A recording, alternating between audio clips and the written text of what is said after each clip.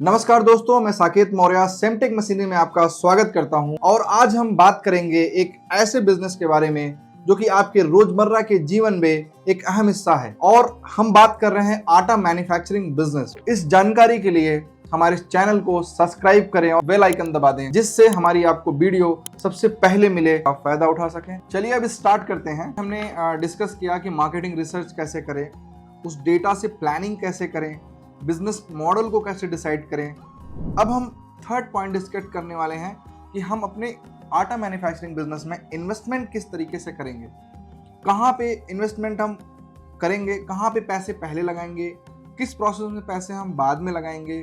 ठीक है, ऐसा ना हो जाए कि हमारा पता चला कैपिटल अमाउंट किसी ऐसी चीज़ में लग गया जिसकी हमें अभी ज़रूरत नहीं है, हमें बाद में ज़रूरत पड़ेगी जो हमारी इंपॉर्टेंट चीज़ें हैं, पता चला हम वहाँ के लिए हमारे पास पैसे ही नहीं बचा।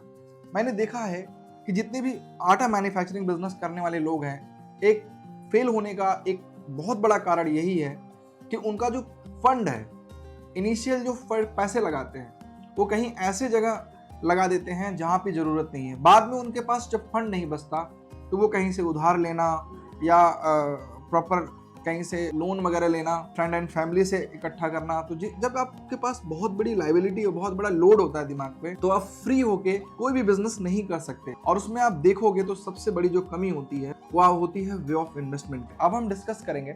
देखिए, ज्यादातर लोग जब आटा मैन्युफैक्चरिंग बिजनेस स्टार्ट करते हैं तो दो तरीके से लोग फंड लेके आते हैं। या तो उनका फंड बैंक से होता है या तो उनका अपना सेल्फ फंड होता है। जिनका बैंक से फंड है वो ऑर्डर करते हैं मशीन के लिए, इंफ्रास्ट्रक्चर के लिए, रिक्वायरमेंट के लिए, बिजनेस कैपिटल्स के लिए एक पैसा इकट्ठा करते हैं। अब दिक्कत क्या है, उनके बिजनेस को एटलीस्ट कम से कम सेटअप होने में 6 महीने से 1 साल लग जाता है, बट उस लोन की ईएमआई स्टार्ट हो जाती है। ईएमआई स्टार्ट होने की वजह से उनके पास एक फिक्स लायबिलिटी दिमाग में आ जाती है। अब चलो मान लो उन्होंने प्लांट लगा लिया, सब कुछ कर लिया, लेबर हायर कर ली, लोगों को हायर कर लिया, उसकी भी अपनी एक कॉस्ट जो है लगने लगती, तो वो कहीं ना कहीं पता चला उतने लेवल पे अभी सप्लाई नहीं हो पा रही है, मार्केट में प्रोडक्ट उतने लेवल पे नहीं बिक पा रहा है। तो जिसकी वजह से क्या होता है, कहीं ना कहीं आदमी लैग करने लगता है। एक तो फैक्टर ये हुआ। दूसरा फैक्टर ये हुआ कि जब आप किसी भी चीज का इंफ्रा डेवलप कर रहे हो या मशीनरी परचेज कर रहे हो तो उस समय आपको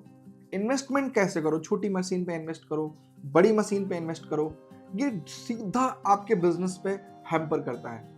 मैं एक छोटी सी कहानी से स्टार्ट करूंगा। आप अपना घर बनवाते हो तो कभी आप कॉन्ट्रैक्टर से ये नहीं बोलते या थोड़ा सीमेंट कम डालना, थोड़ा सा सैंड्स कम यूज करना, थोड़ा सरिया कम लगाना, क्योंकि आपको पता है यही घर हमारे सर पे गिरेगा 6 महीने बाद और हमारा एक्सीडेंट हो जाएगा। सेम ऐसे ही बिजनेस में होता है। जब आप कभी भी आप किसी के सामने आप बोलते हो कि हम कम फंड से स्टार्ट करना चाहते हैं, तो आपकी सबसे बड़ी जो प्रॉब्लम्स आती है इन्वेस्टमेंट में, आपका जो प्रोडक्ट मैन्युफैक्चर होता है उसकी जो रनिंग कॉस्ट है वो बहुत ज्यादा बढ़ जाती है। मतलब यदि आटे की बात करूं, 1 किलो आटा बनाने की कॉस्ट नॉर्मली 1 रुपए आनी चाहिए, तो उस समय 2 रुपए 2.5 रुपए आने लगते, तो जिसकी वजह से आपका जो प्रोडक्ट मार्केट में जिस कॉस्ट पे लैंड होना चाहिए उस कॉस्ट पे लैंड नहीं हो पाता है। और ये डायरेक्टली डिपेंड करता है आपके वे ऑफ जब आप अपना इंफ्रास्ट्रक्चर डेवलप कर रहे हो तो बहुत सारे लोगों को मैं देखा हूँ स्टार्टिंग में इंटीरियर पे खर्चा कर देते हैं, उद्घाटन पे बहुत खर्चा कर देते हैं,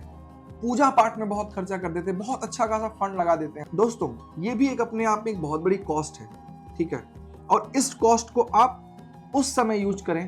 पूजा पाठ आप कर सकते हैं, छोटे लेवल पे कर सकते हैं। जब आपका बिजनेस रन करने लगे, जब आपका बिजनेस अच्छे से चलने लगे, तो उस समय इस कॉस्ट को आप लगाएं और उसको और बढ़ाएं। इनिशियली आपका फोकस होना चाहिए कि आपके बिजनेस में अच्छे कॉस्ट पे प्रोडक्ट कैसे लैंड करे, अच्छी टीम। एक बात आती है टीम बिल्डिंग। टीम बिल्डिंग का भी अपना एक खर्चा होता है।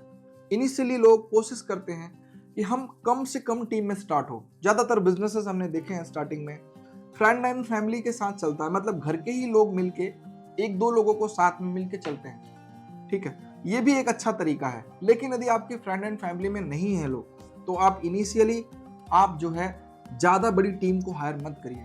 जो इंपॉर्टेंट लोग हैं वो वहां पे हायर करिए, तो आपकी इसकी भी कॉस्ट कम हो जाएगी। तो ये टोटल इन्वेस्टमेंट करने का मोटा मैंने ओवरव्यू आपको दिया है। तो ऐसे तो ये टॉपिक काफी बड़ा हो जाता है इन्वेस्टमेंट। आपका इन्वेस्टमेंट, आपका पैसा लगाने का तरीके पे हमेशा डिपेंड करता है कि आपका बिजनेस कहाँ जाने वाला है, आपका प्रोडक्ट मार्केट में कितना अच्छे से फ्लो होगा। ठीक है, तो इन्वेस्टमेंट आप बहुत ही सोच समझ के करिए, बहुत ही फोकसफुली करिए और बहुत ही एनालिसिस करने के बाद करिए, बहुत ही प्लानिंग करने के बाद करिए। अभी हमने आपको बताया कि आटा मैन्युफैक्चरिंग बिजनेस में इन्वेस्टमेंट क्या क्या सोच समझ के करें, क्या क्या बातों पे मोटा मोटा ध्यान दें।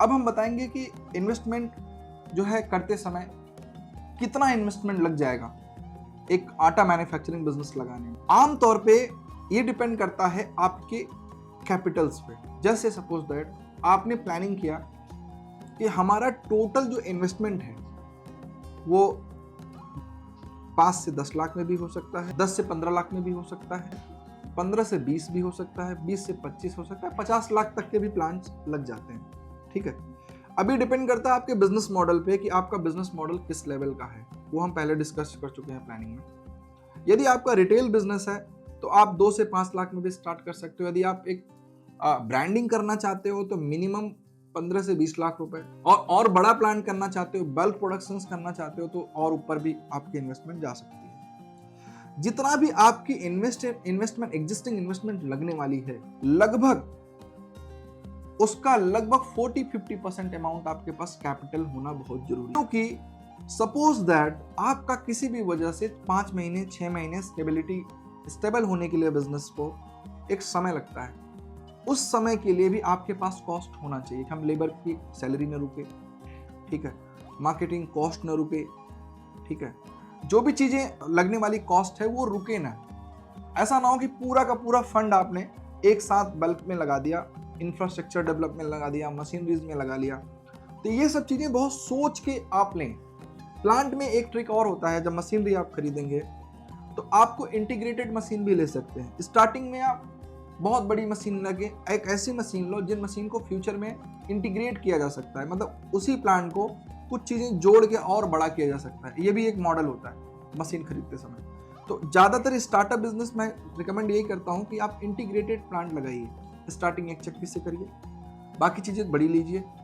बाद में यदि आपको प्रोडक्शन बढ़ाना है तो आप एक छोटी सी कॉस्ट लगा के आप उस प्लांट को और बड़ी कैपेसिटी का बना सकते हैं। तो मोटा मोटा आपको एक प्लांट लगाने के लिए जो कॉस्ट मैं बता चुका हूं कि लगभग 5 से 10 लाख, ठीक है, 5 लाख तक में भी 5 से 10 लाख, 10 से 15, 15 से 20, मतलब उसके बाद 20 से ऊपर भी आप जा सकते हो।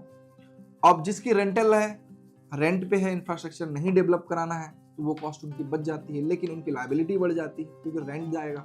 ठीक है, यदि आपका खुद का अपना लैंड है तो कोई लो मार्जिन बिजनेस है, तो आप कोशिश करिए कि आपके ऊपर लायबिलिटी जितनी कम हो उतना बेटर है, क्योंकि आपका जो रेंटल कॉस्ट है वो भी आपके प्रोडक्ट के मार्जिन से ही जाना है। तो इनिशियली लो मार्जिन बिजनेस में हमेशा ये कोशिश करना चाहिए आपको कि आपकी रनिंग कॉस्ट बहुत कम हो। रनिंग कॉस्ट में क्या क्या आता है? Labour cost, electricity cost, rental cost, EMI cost, ठीक है, जो भी आप लोन वगैरह मतलब इंटरेस्ट वगैरह या EMI वगैरह कॉस्ट। उसके बाद आपका वेस्टेज जो आएंगे, मेंटेनेंस, एक्यूरेसी कॉस्ट, आप प्रोडक्ट 5 किलो कर रहे हो, 5 किलो 50 ग्राम पैक हो जा रहा है। मॉइस्चर कॉस्ट, कि आपका मॉइस्चर ऐसा ना हो कि आप मार्केट से ऐसा प्रोडक्ट खरीद के आए जिसमें मॉइस्चर बहुत ज्यादा हो। तो ये सब रनिंग कॉस्ट को आपको हमेशा कम करने की कोशिश करना